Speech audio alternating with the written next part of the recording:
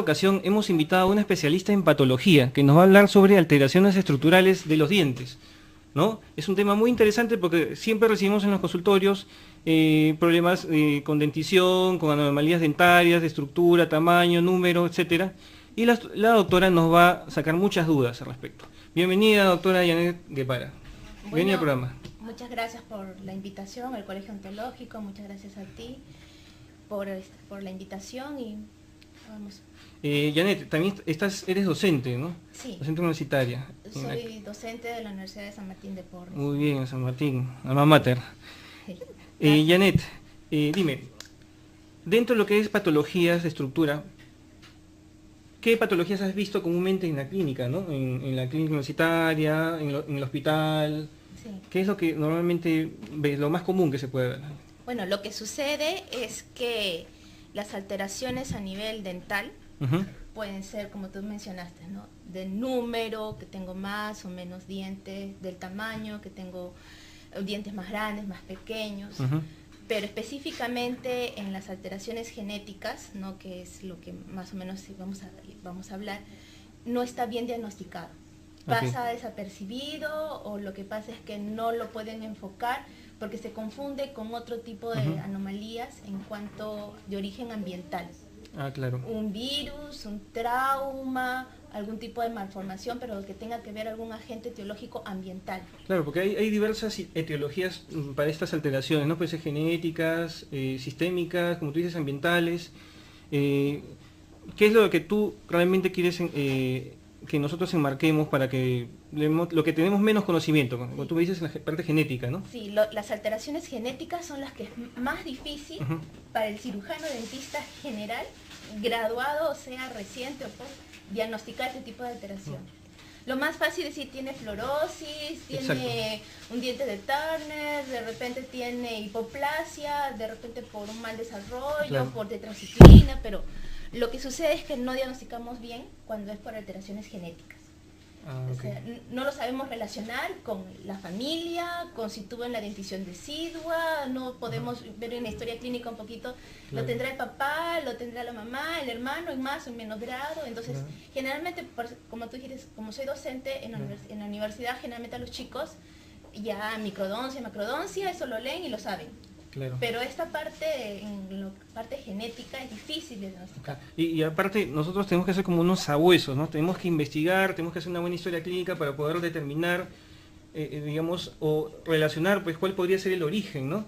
Y también la dificultad que me he dado cuenta es cómo explicar a la familia sobre esa patología, ¿no? Porque al no saber, no tener conocimiento, no poder determinar el origen, no sabemos cómo poder explicarle al paciente por qué sucede eso. Y el paciente, ¿y por qué salió así? El diente, ¿por qué luchan así? No sabemos explicarle bien al paciente. Y se pierde la casuística. La casuística, exacto. Porque hay información en tal centro, en tal ciudad, de tal país, hay una incidencia, epidemiología de tal. Pero, por ejemplo, acá en el Perú no la tenemos. No la tenemos ciencia cierta porque pasa desapercibida, no la sabemos diagnosticar. Y no le podemos informar al paciente y no podemos prevenir al paciente de que algún hijo, un probable hijo, descendencia, algún pariente, y ya va al extremo, ¿no?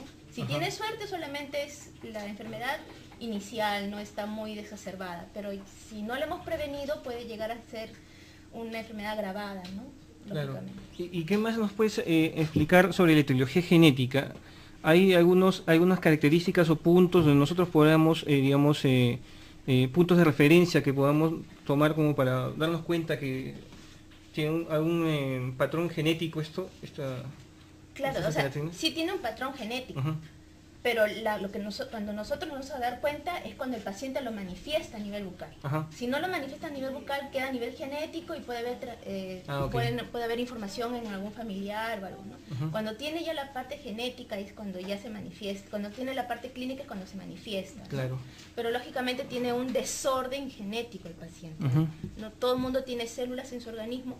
Dentro de estas células, todas las células tienen su núcleo, y dentro de ese núcleo está esa cadena de ADN, ¿no? Tipo la escalera pero media torcida, donde por pedacitos se supone que todos tenemos una información, o sea, pedacitos que hay un gen que le dice al paciente tenga ojos azules, al paciente tenga de repente la tez morena. Por algún motivo ese pedacito, esa información, no da buena información de que se secrete que se desarrolle bien el esmalte, que se desarrolle bien la dentina, ¿no? Entonces hay una alteración en ese desarrollo. Claro. Y Janet, nos has traído unas 4 patologías que son de carácter genético, ¿no es cierto?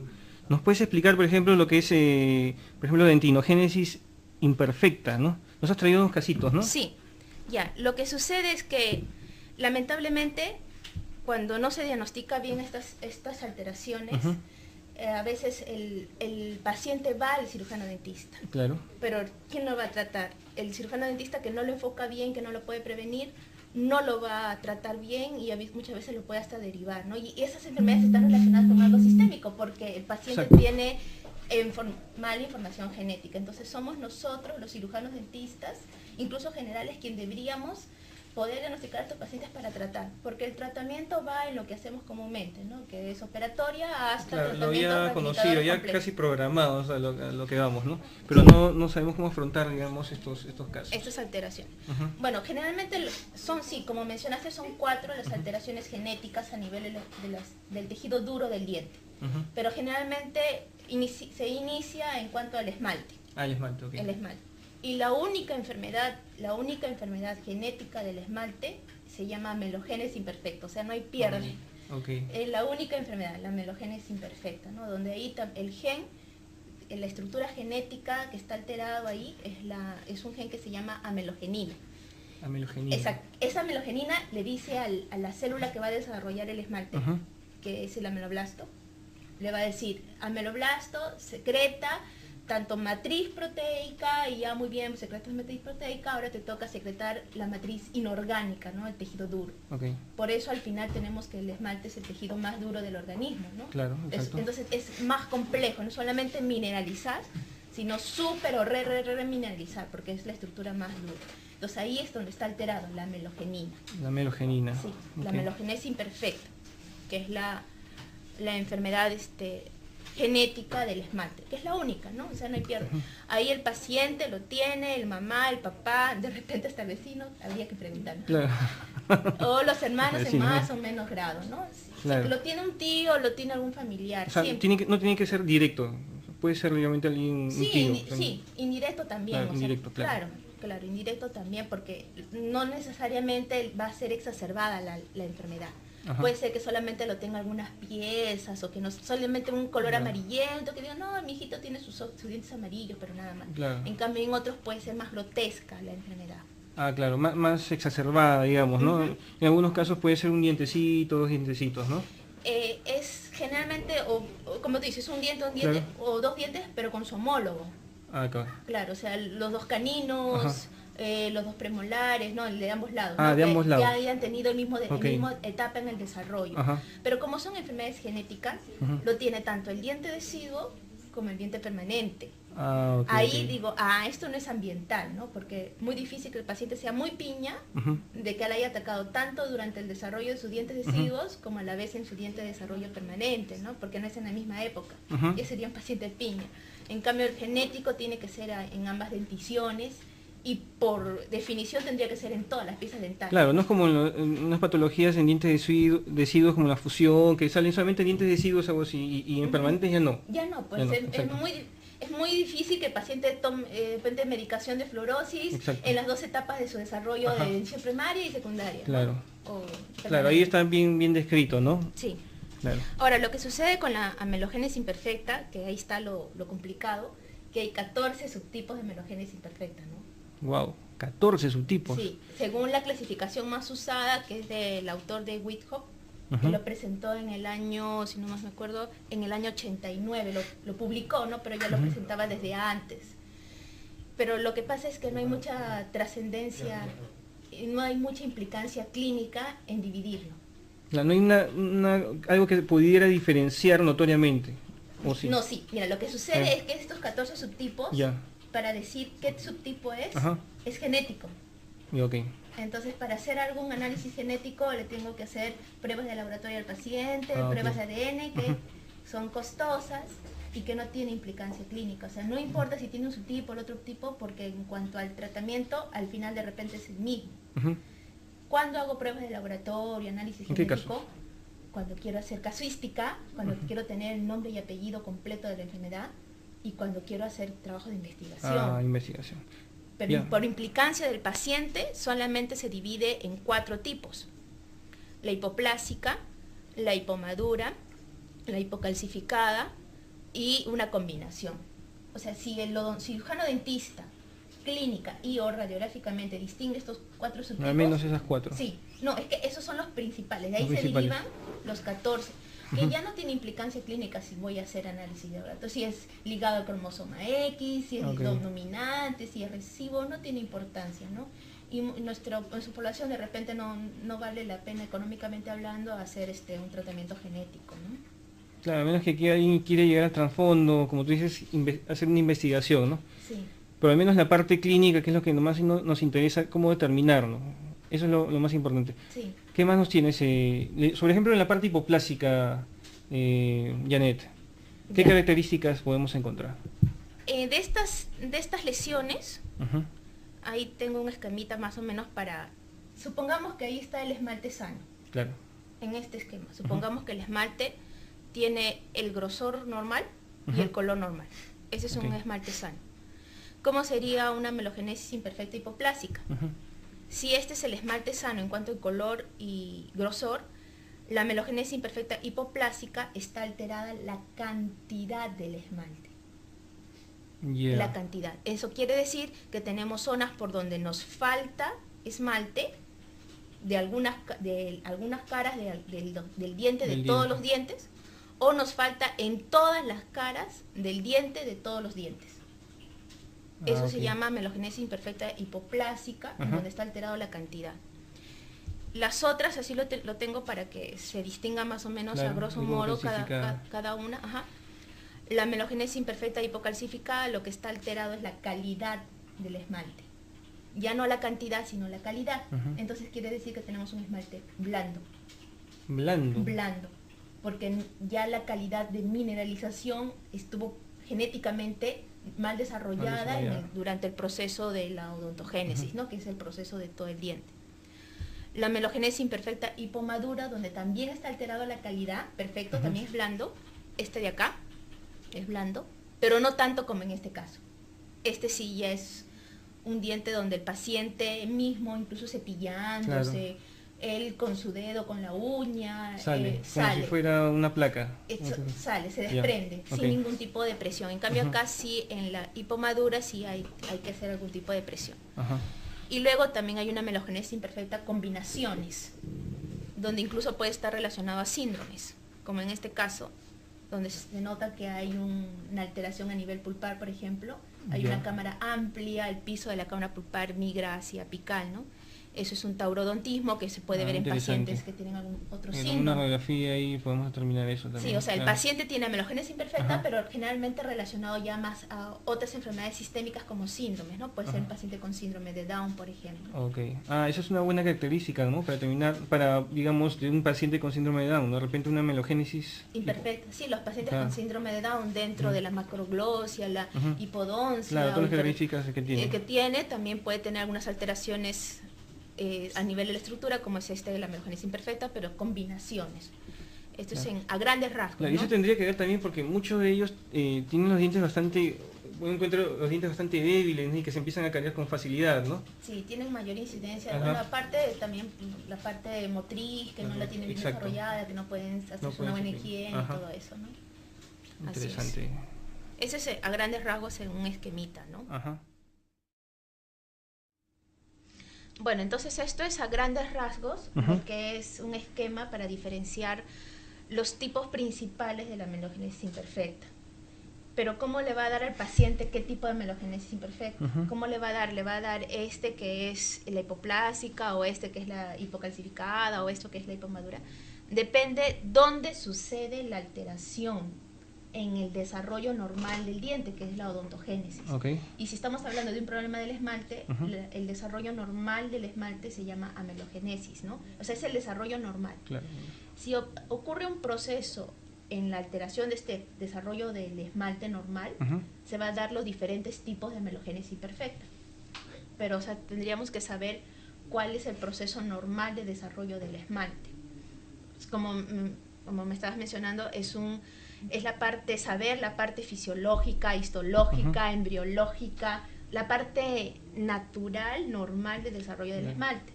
Y eso se traduce solamente en 3 puntos. Primero, para el desarrollo del esmalte, se tiene que formar la matriz proteica del esmalte. O sea, tiene que haber proteínas en el esmalte durante el desarrollo del dientecito, ahí cuando está formando el petito de diente, tiene que formarse la matriz proteica. Pero para tener el diente duro, el esmalte duro como se tiene, de ahí tiene que formarse la calcificación de esta matriz orgánica o proteica, ¿no?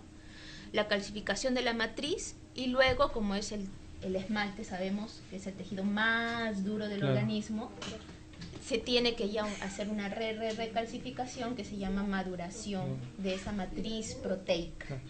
Nosotros vemos el esmalte en un tejido liso, pero con un microscopio de gran alcance podemos ver que de repente tiene bastantes surcos, ¿no? Parece un tallarín. Una vez vi una conferencia y un acercamiento, pues, de un microscopio, pues, electrónico bastante potente, y llegaba hasta el fondo y pues tenía bastantes surcos, bastantes... Sí, generalmente eso se ve con el microscopio electrónico de barrido. De barrido, exacto. Sí, donde se ve justamente la deposición de la parte inorgánica del tejido del esmalte, que generalmente se nota como si fuera un ojo de cerradura, ¿no? O sea, esa disposición de los cristales de hidroxiapatita son bonitos porque se ordenan, y se ordenan por grupos, y cada uno de esos grupos es un ojo de una cerradura de una puerta, ¿no? Un ojo de cerradura de una puerta, un ojo de cerradura de una puerta, ¿no? Más o menos en grupos, y así va generando ese orden como un prisma, ¿no? Un prisma.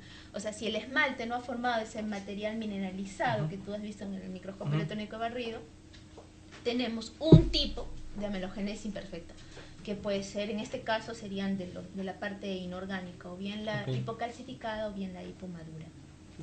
Muy bien. Muy bien, Janet. Janet, y dime, aparte, podemos ver unos casitos que tienes ahí.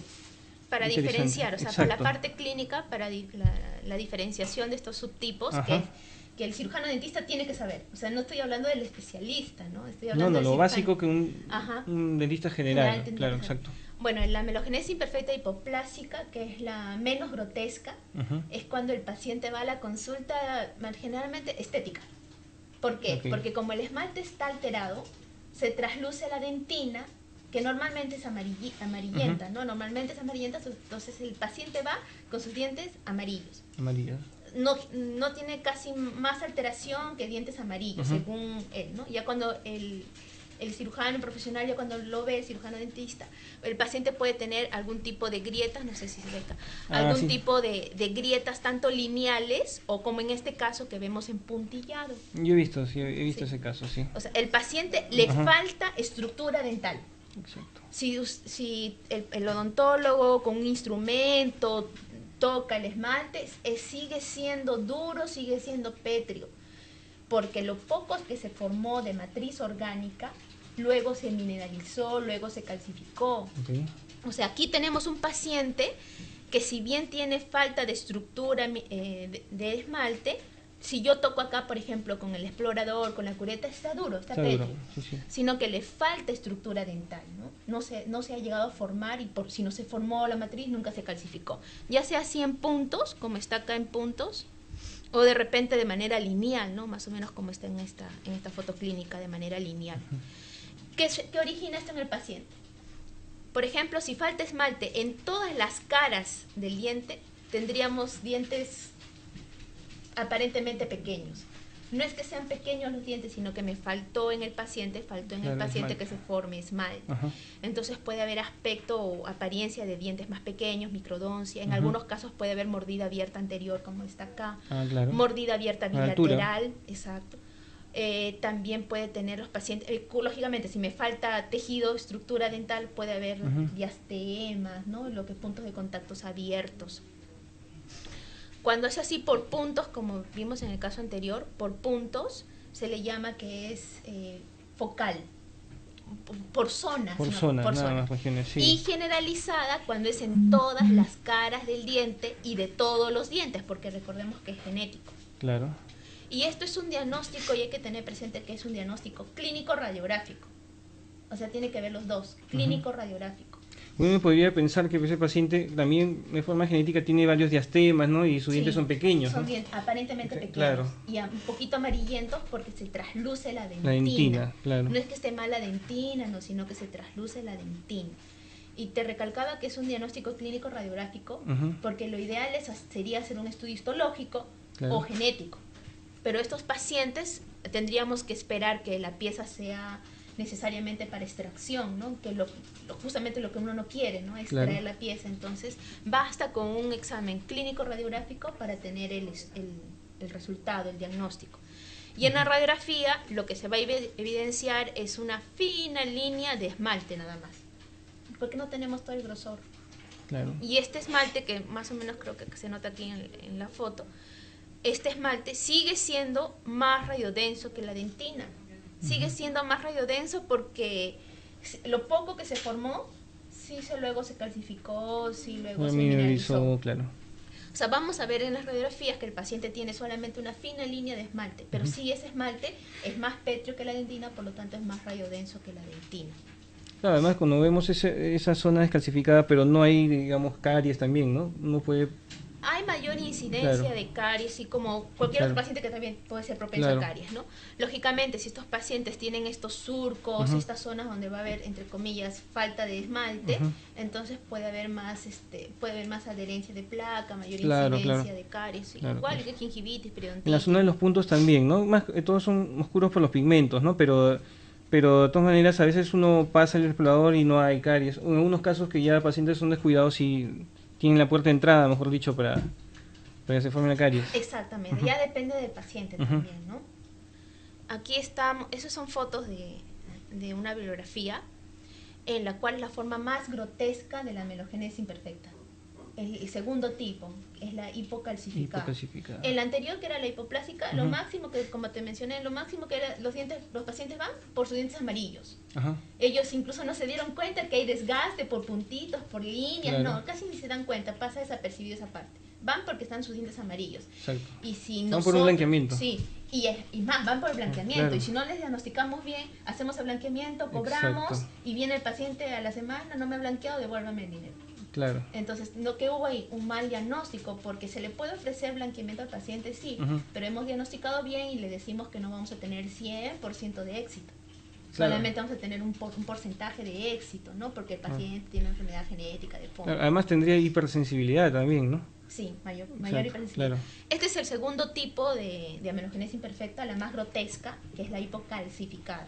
Es la más grotesca porque ahí no se mineralizó nada, los cristales de hidroxiapatita no se llegaron a formar nada. Entonces el paciente solamente formó la matriz proteica y no va a llegar a formarse nada de tejido mineralizado del esmalte. Entonces es un esmalte blando, que te comentaba en el esquema general que pasamos. El paciente con su uña, con el cepillo, el odontólogo, yo acá paso el explorador, yo acá paso la cureta y se desprende. Entonces el paciente es mucho más propenso a caries, ¿no? Acá están las fotos clínicas, mucho más propensos a caries, y acá incluso tiene esta enfermedad gingival el paciente, ¿no? Okay.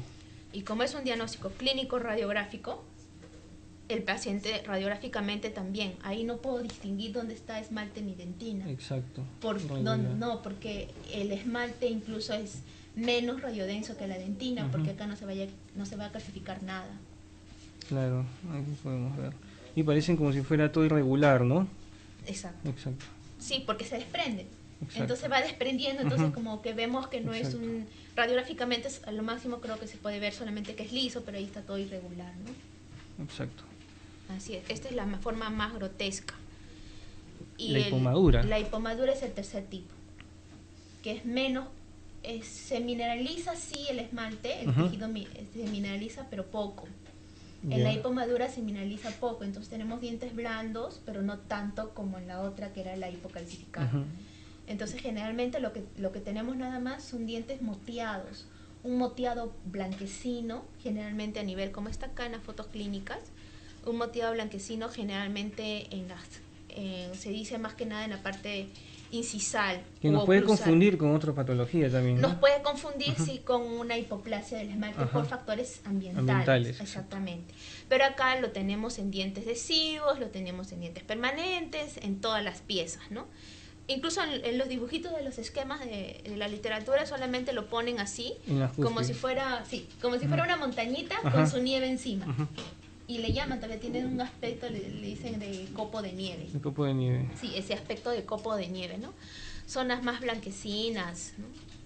Aquí, donde lógicamente es más propenso a caries el paciente. Claro, y se puede confundir con una caries de esmalte también, sí, ¿no? una iniciación de la caries. Muy Esa bien. es la forma menos grotesca, ¿no? De la hipo, acá también se ve. Hay otros casitos. Sí. Ahí están, ¿no? Acá se nota, ¿no? Acá también. Puede ser en cualquier parte, ¿no? Pero generalmente, en ciencia de la salud se dice generalmente, no hay ciencia cierta, es en las caras oclusales y incisales, ¿no? Como en el esquemita, que generalmente se dibuja en la mayoría de los libros, ¿no? Que manejan sus esquemas. Se le llama copo de nieve. Copo de nieve. Copo de nieve, que se dice como una montañita con su nieve encima.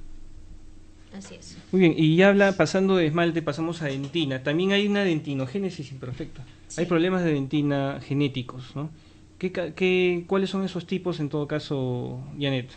¿Qué tipos podemos encontrar? Igual como en el desarrollo del esmalte, igual como en la formación del esmalte por parte del ameloblasto, también durante el desarrollo de las otras estructuras, genéticamente hablando, también puede haber alteraciones. Está también la dentina o de repente todo el organismo, ¿no? Todas las estructuras duras del diente.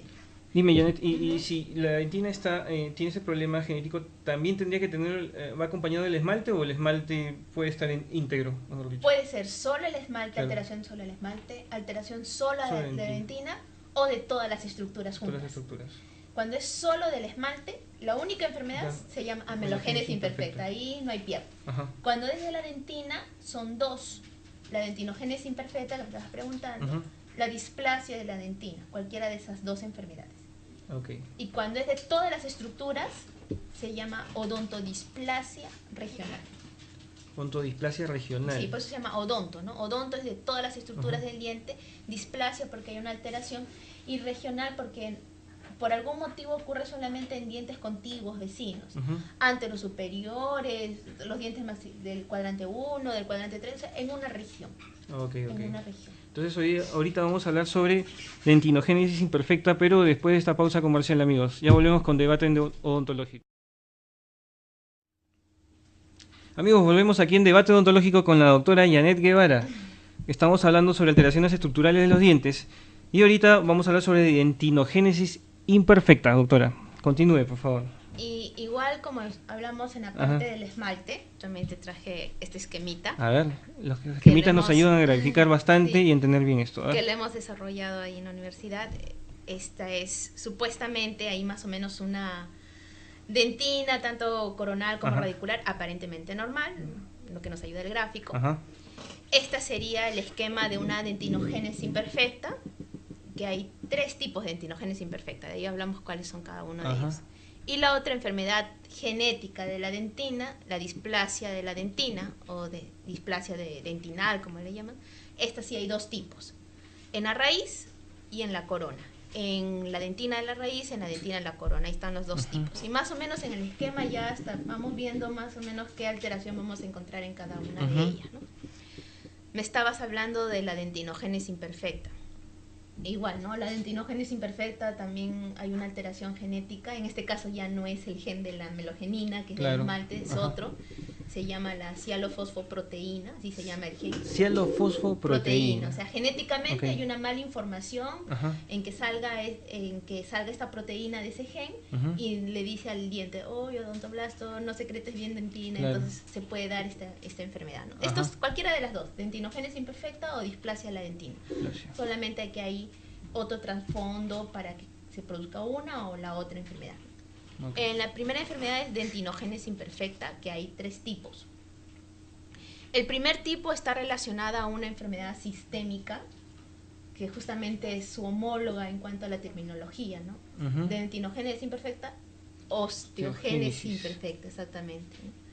La osteogénesis imperfecta es una enfermedad en la cual el tejido óseo no está bien formado, ¿no? Los pacientes generalmente comienzan a caminar no al año y medio, sino a los 4 o 5 años. Y cuando lo hacen, constantemente sufren caídas con fracturas, ¿no?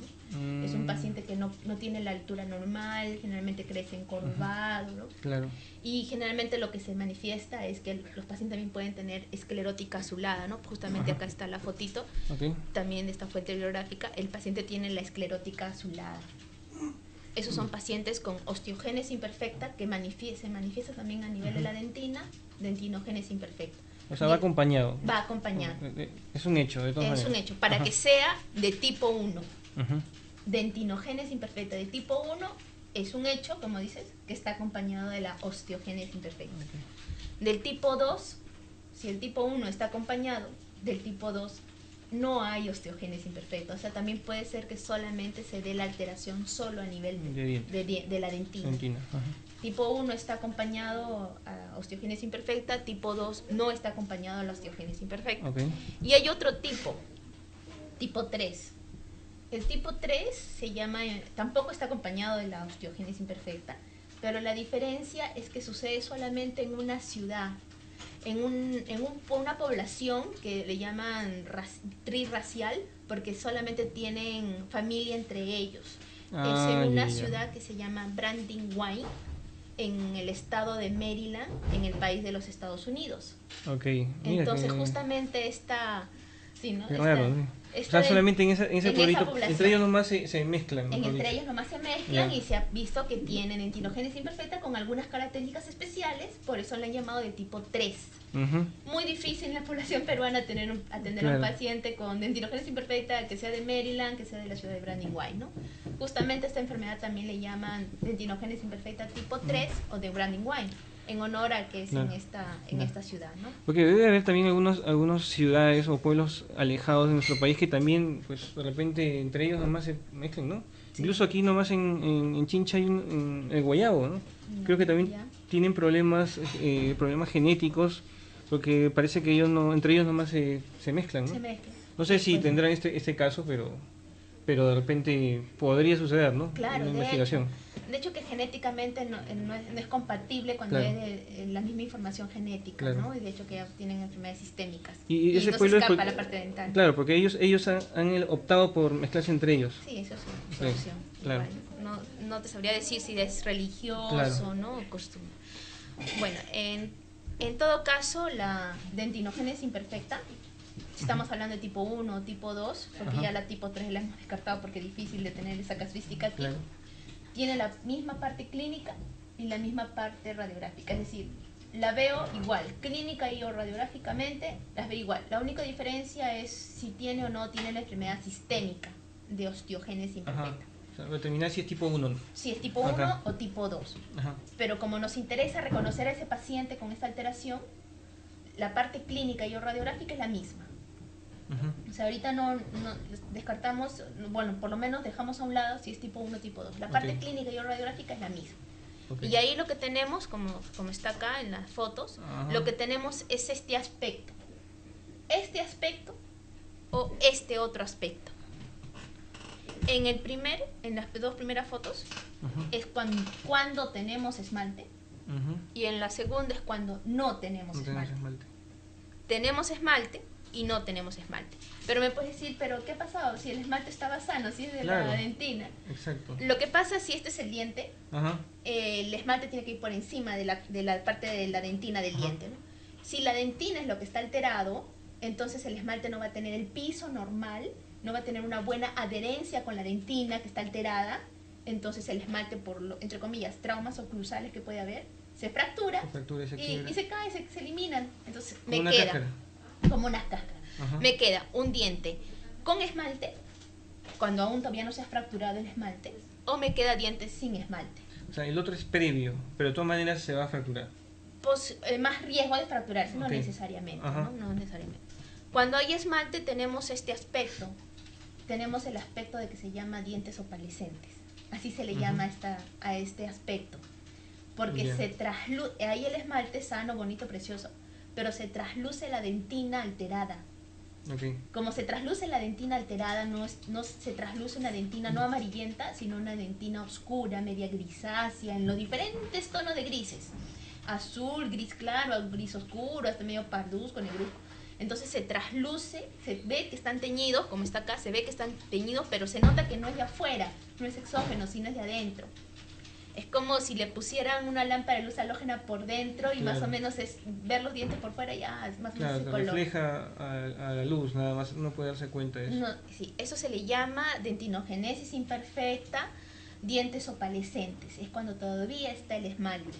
Ajá. Todavía está el esmalte, se nota ese color. Por ejemplo, ahí yo no le puedo ofrecer a mi paciente un blanqueamiento dental, lo que no va a dar resultado. Pues, obviamente. ¿No? Pero sería bueno poder diagnosticar correctamente esto para poder indicar al paciente y explicarle su problema, ¿no?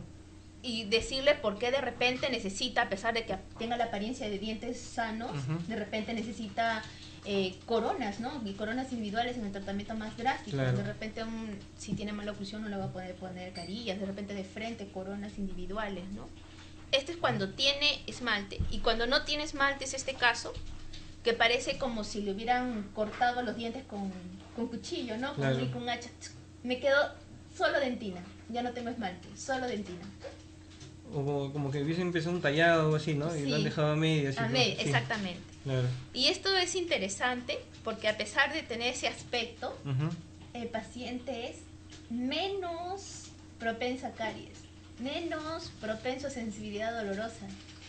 Digamos que se habrían obliterado esos túbulos. Exactamente, exactamente. Como la dentina en todo momento. Ahorita tú y yo todos estamos formando dentina secundaria, todos están formando dentina ahorita. Lo que pasa es que como están alterados los odontoblastos, estamos hablando de una alteración de la dentina genéticamente hablando, la dentina se está formando ahorita en gran cantidad y oblitera los túbulos dentinarios, oblitera los conductos radiculares, oblitera la cámara radicular.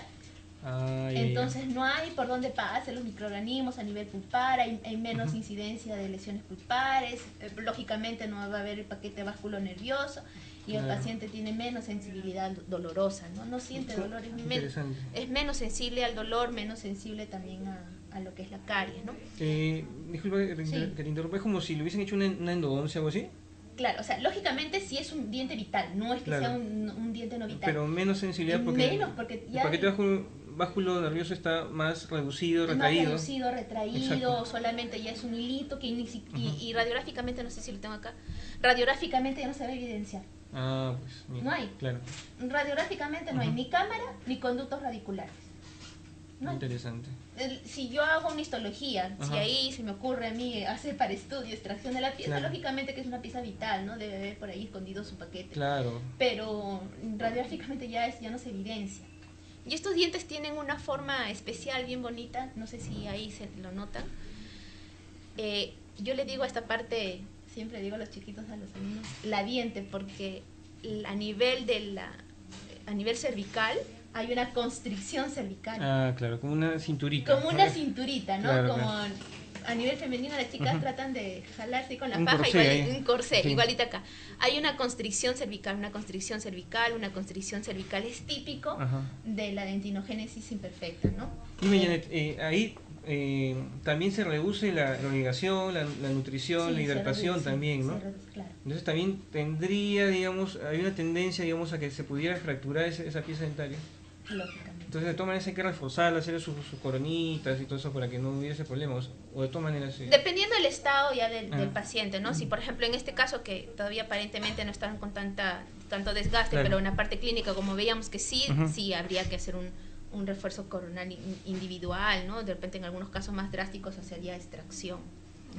Este aspecto también tiene un nombre, también le han puesto un nombre, ¿no? Caprichosamente le han puesto un nombre. Se le llama dientes de popcorn. Dientes de popcorn. Como cancha, ¿no? Ya. Claro, tiene la formita de popcorn. Como más o menos un aspecto de popcorn, y así le han puesto. Dientes en aspecto de popcorn, ¿no? Interesante. Y sí, viéndolo bien. Claro, yo veo la radiografía de mi paciente que tiene esa constricción cervical. ¿Y dónde está la cámara? ¿Dónde está el conducto radicular? ¿Dónde está? ¿Qué ha pasado? Claro. ¿No? Y viéndolo bien, sí tiene esa formita, ¿no? Sí. Sí tiene esa formita de popcorn. Muy interesante. Así es. Esta es la dentinogénesis imperfecta. Y la segunda enfermedad genética de la dentina, la displasia de la dentina, ¿no? Igual también la proteína, Ajá. el gen, la cialofosfoproteína también está alterada, Ujú. sino aquí hace un desorden generalizado histológicamente hablando de la dentina, ¿no? Es otro tipo Ajá. de alteración, y en esta displasia de la dentina solamente hay dos tipos, tipo 1 y tipo 2, ¿no? Fácil.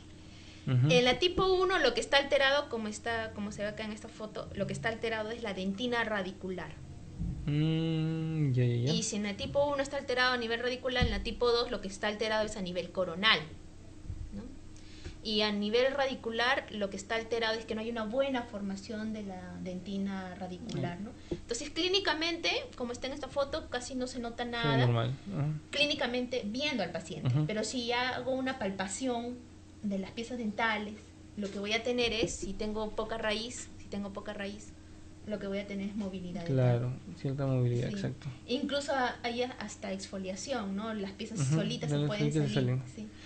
Y ahí se recalca bastante. Por ejemplo, si yo no le hago un buen diagnóstico a mi paciente, no voy a querer hacer ortodoncia aquí, ¿no? Porque me voy a quedar con todos los dientes braqueados en la mano. Claro, hay unos casos incluso que a veces tú ves unos tremendos incisivos y tomas la radiografía y es una raíz diminuta.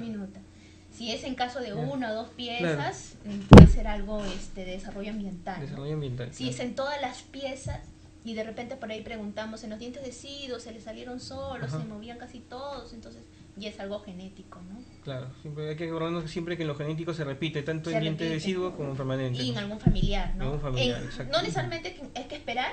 Viene el paciente con todos los dientes alterados, ¿no? Y yo quiero encontrar lo mismo en el papá, en la mamá. No necesariamente es así, ¿no? Claro. En cierto menor grado, pero siempre si es genético tiene que haber una información de algún familiar. De algún familiar. Sí, y sí, generalmente esto es en niños cuando van a la consulta o en chiquitos que recién están entrando a la adolescencia, hay que preguntar a los padres, ¿no? Que ellos son los que se acuerdan si los dientes deciduos tenían o no.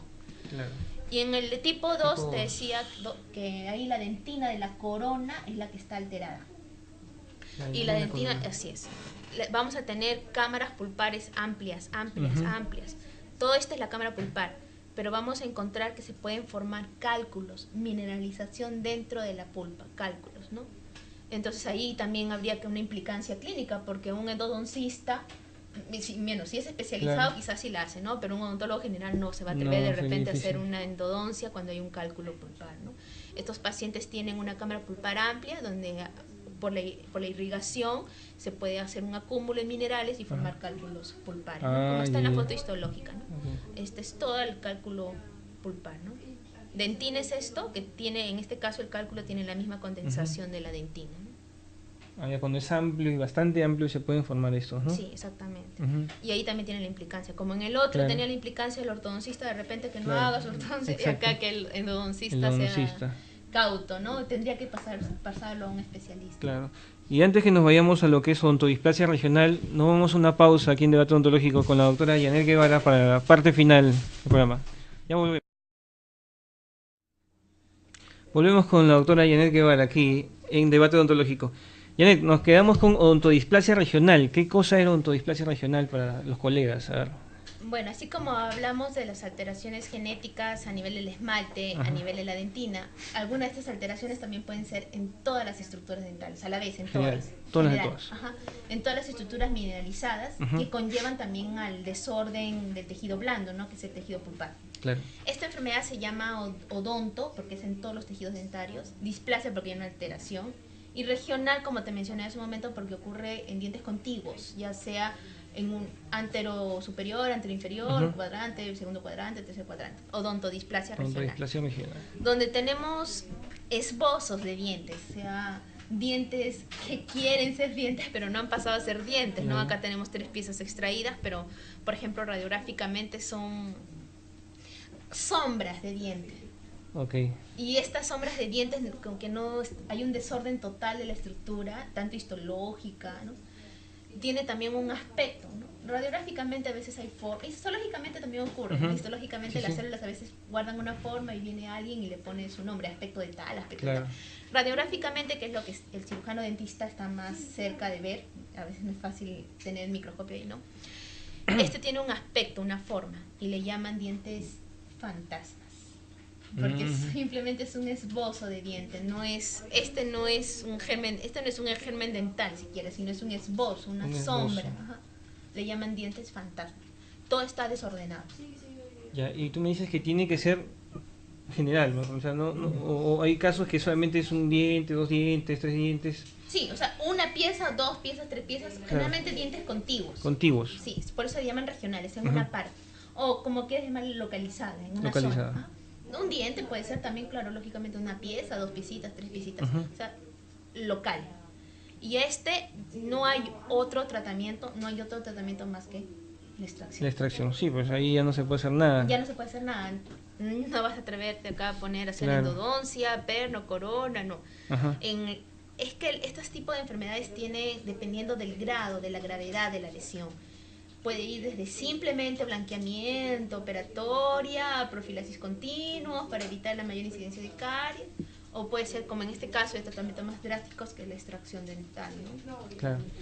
Y ya para terminar, Janet, las conclusiones, ¿qué tips, digamos, qué conclusiones podemos llegar, digamos, en cuanto a vean una cortadita. Ya para terminar, ¿qué recomendaciones le podrías dar a los colegas, al odontólogo general, para poder determinar y hacer un buen diagnóstico con estas patologías genéticas? Ya, lo que sucede es que generalmente no se hace el examen genético. Okay.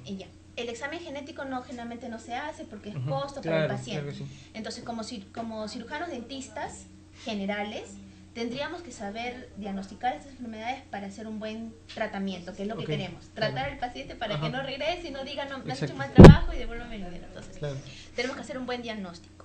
Si se está frente a ese tipo de enfermedades genéticas, en la historia clínica, que es lo principal, lo primordial, hay que hacer un buen llenado de la historia clínica, en la parte de antecedentes, preguntar el desarrollo, de repente si es un niño, al familiar, al papá, a la mamá, cómo estuvieron sus dientes deciduos.